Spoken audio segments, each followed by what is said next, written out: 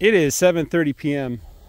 on Thursday, July 25th, 2024, and I came out here to set up a new row, but then I made the mistake of telling my daughter to move the sheep when I finished setting up the row. So we moved the sheep about 16 hours earlier than I wanted to. And in keeping with my plan, I moved them Monday, Wednesday, Friday. So this move, they're supposed to get an extra day here. So I'm going to give them 50% extra room in this row. So I did 60 feet, and this one's 90 feet. So that adds up to 210 feet a week, which is about the rate that I was moving them before.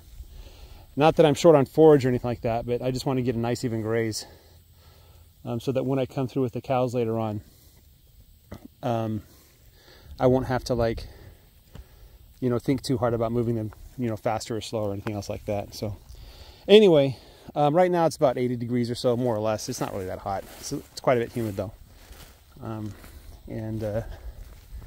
Let's see.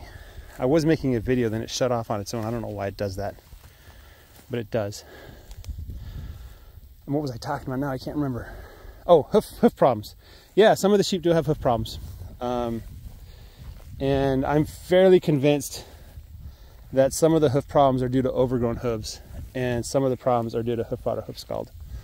But it looks like the issues of hoof rot kind of resolve themselves if it's minor, especially because they do have plenty of dry places to put their feet. But if I can just get a hold of the lambs that have the problem and spray their feet with that 10% solution of copper sulfate, which I had to measure by weight to get an accurate 10% solution, then it pretty much resolves almost instantly. The copper sulfate just does everything it needs to do, especially when sprayed in the right proportions. I made an earlier batch that wasn't measured carefully, and that one just was ineffective altogether. I'm not exactly sure why that is. It just is. That's the way it is. Okay.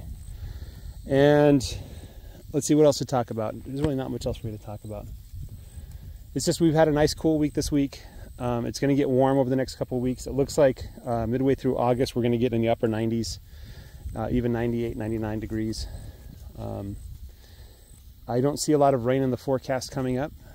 Just these couple days we'll get a couple storms, and then I expect that it'll be pretty dry until about September or so, right? So we're going to have about 4 weeks with no rain, which should be okay as long as I keep plenty of ground cover, which I will. Okay. And the plan is on Monday morning, I think I'm gonna start the cows at the halfway point of the field and start moving them 200 feet per day. I was thinking of combining the flocks and herd together. I might still do that.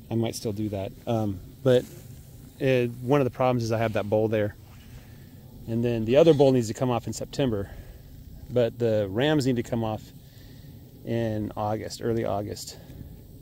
So I need to start thinking about building that, the ram and the bull herd, or keeping the sheep and the cows separate. I do think I want to try to combine the sheep and the cows. I think it'll make life a little bit easier and more manageable and less stress. Just give you more options.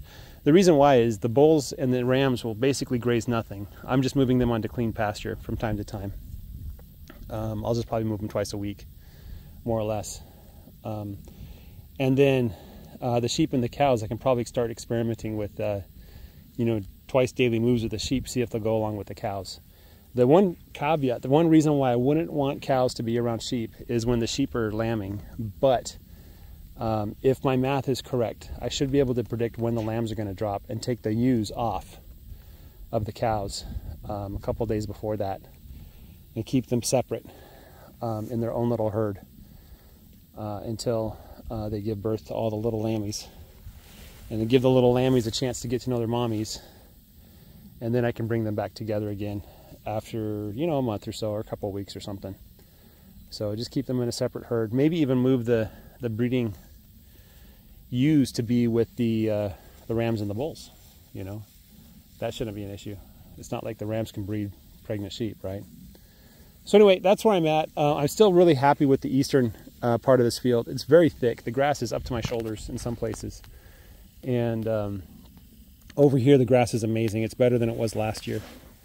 And I thought I was in heaven last year, this time of year, when I had this much grass. We did have, I remember last year about June, the last week of May and early June, everything dried out really bad. We had a spring, we had like an early heat wave, and the summer grass just wasn't there to supplement the dying spring grass.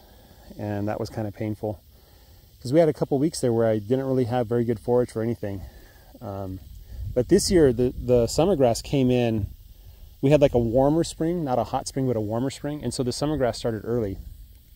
And so by the time the ryegrass started dying off, the summer grass was already coming in strong. And so the cows always had something to graze on. There never was any issue. If you're wondering why this place looks brown, it's not because the summer grass is dead or anything like that. This is the old spring grass. This is this kind of grass here. It's still hanging out, you know, just doing nothing. It's just in the air. It's not growing or anything, you know.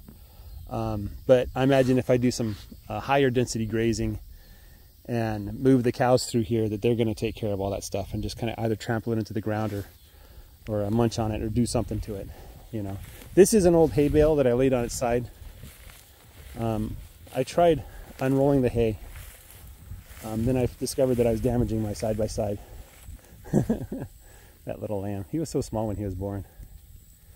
Or she was so small when she was born. But this is one of the hay piles. And what I found is that it makes a great like mulch layer. So you just look down there, it's just trapping that moisture in there. You know, and then the grass that does make it through just does a phenomenal job.